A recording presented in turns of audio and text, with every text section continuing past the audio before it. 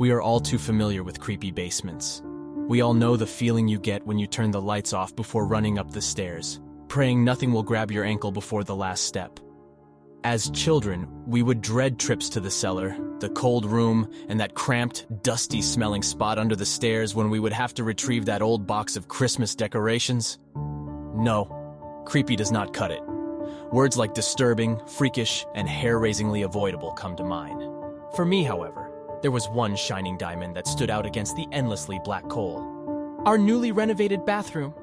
This safe hold pleasantly contrasted the cracked cement floors, dark, musty-smelling crawl spaces, and spiders the size of mice, whom you could find in every corner, and if you were lucky, crawling up your sock. I would descend a creaking staircase carpeted with short, mold-ridden shag and a stairway immune to daylight, scurry past a hole in the wall that seemed fit for a grabby hand, and finally step into the serene safety of the bathroom.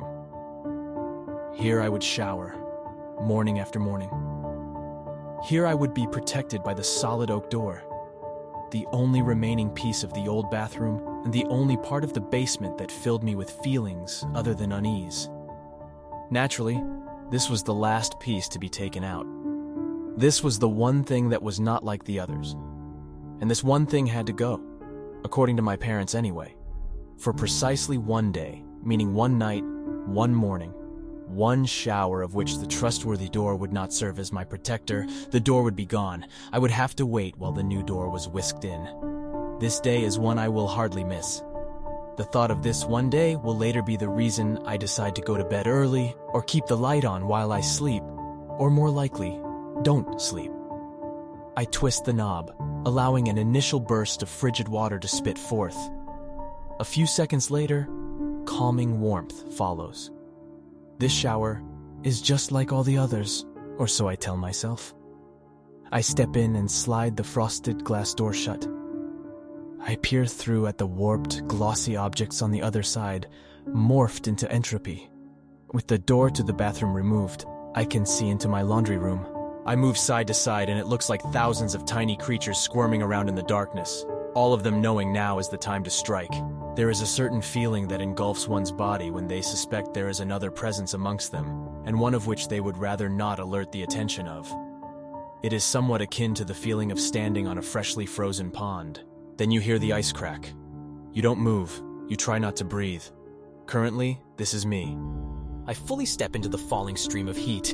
I shiver as my body warms up, but wince as my frozen toes burn. I squirt some shampoo into my hand, work it into my hair. I wet my head under the water, then turn back quickly to the door to make sure nothing has changed.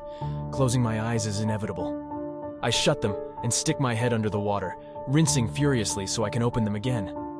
With just my four senses against my fears, I begin to panic. It is then the blissful current of warmth changes to an icy blast. My back arches away from it. My mouth instinctively opens to let out a small gasp. I turn quickly and stick my hand out into the stream, half protecting myself, half waiting for the heat to return. I'm still waiting, still ice cold. I would have reached out and twisted the knob further to the left. I would have then waited and been rewarded with the return of heated water. This all would have happened were there not already a hand there. I immediately open my eyes after what seems like every muscle in my body trying to burst through my skin. Following this is the stinging. All the suds pooling in my eyes send bolts of lightning coursing through my face. I need to open my eyes but can't. There is a certain feeling one gets when they know they are in danger but are deprived of their senses. It's the feeling you get when you wake up in the middle of the night from a strange noise and try to find the light switch.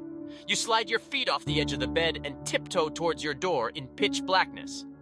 Getting the lights on is your only thought. For some reason, the switch eludes you. Your hand frantically searches the walls, your heart beating into your eardrums as you turn in panicked circles. Currently, this is me. This is all too much for my mind. I'm quivering as I shrink to the floor of the shower, that feeling of spiders crawling over my body as I wait for something to touch my wet, exposed skin. My eyes still burning, I cup some water in my hands from the running stream of ice. I splash it in my eyes, doing my best to open them at the same time. I blink a couple of times with my face pointing down. I muster all my courage to look to the knob. In the cold shower of water, droplets fall and explode into mist off my head as I turn to see the hand is gone.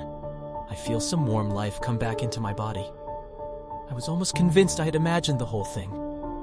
I would have stood up and finished my shower in the confidence of a warm flow of water and my newly sound senses. This all would have happened if a cold wind had not blown in and cooled the already frigid layer of moisture on my skin, sending a shiver through my spine and down my arms. I would have been so reassured if that thing would have just remembered to close the sliding door.